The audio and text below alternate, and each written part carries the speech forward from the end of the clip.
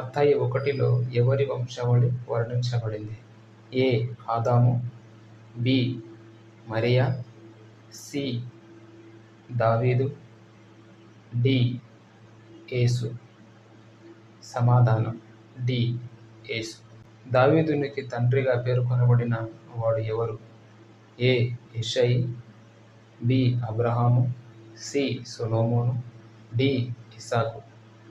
సమాధానం ఏ. యెషయి. మరియమ్మ భర్త యూసుఫు తండ్రి ఎవరు? ఏ. యాకోబు, బి. ఎలియాజరు, సి. మత్తాను, బి. అబీహుదు. సమాధానం ఏ. యాకోబు. అబ్రహాము నుండి దావీదు వరకు ఎన్ని తరాలున్నాయి? ఏ. 10, బి. 12, సి. 14, డి. 7. సమాధానం సి. 14 తరాలు. యేసు తల్లి ఎవరు? A. Elizabeth, B. Anna, C. Maria, D.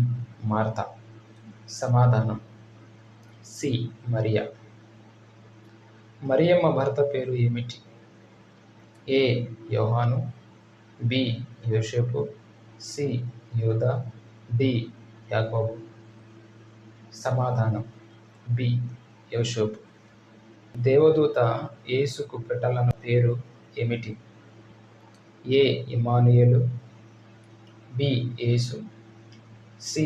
Messiah, D. క్రీస్తు. బి. యేసు. యేసు అనే పేరు అర్థం ఏమిటి? ఏ. దేవుడు ప్రేమ, బి. ప్రభువు మనకు తోడున్నాడు, సి.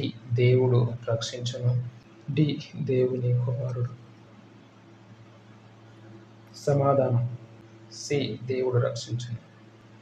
మత్తయి 1:23లో పేర్కొనబడిన ప్రవక్త ఎవరు? ఏ.